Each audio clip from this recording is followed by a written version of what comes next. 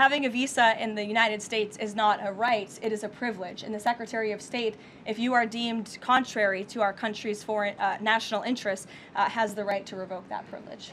Many Americans, in light of these recent events that you just mentioned, are starting to say that we are being invaded as a country, culturally and logistically, when it comes to immigration. And we know that immigration without assimilation is indeed invasion. So given the recent remarks from Vice President Vance on a college campus about dramatically reducing legal immigration to address some of this crisis, and President Trump's Truth Social post last week about individuals who may be non-compatible with Western civilization, are there any conversations happening or plans being made behind the scenes for the administration to implement at least a temporary immigration moratorium, for example, in light of what the American people might be calling for?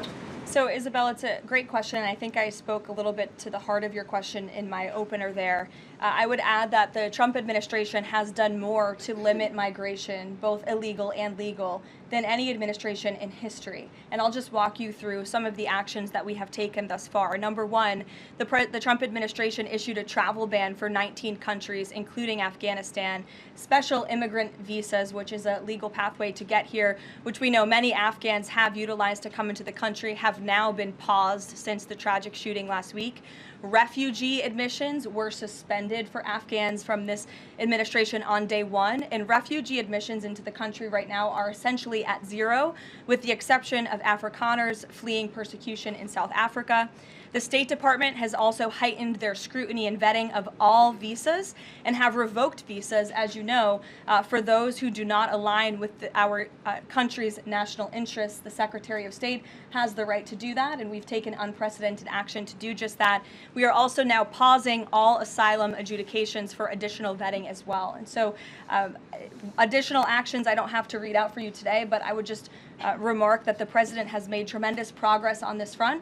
And it's why it's so crucial that we not only secure the borders, which the President did in record time. We have zero illegal aliens entering into the country month after month, but we also are taking a look at those who are already in the interior of our country and removing them if they are here illegally, and also taking a look at these visas. Again, having a visa in the United States is not a right, it is a privilege. And the Secretary of State, if you are deemed contrary to our country's foreign national interests, has the right to revoke that privilege.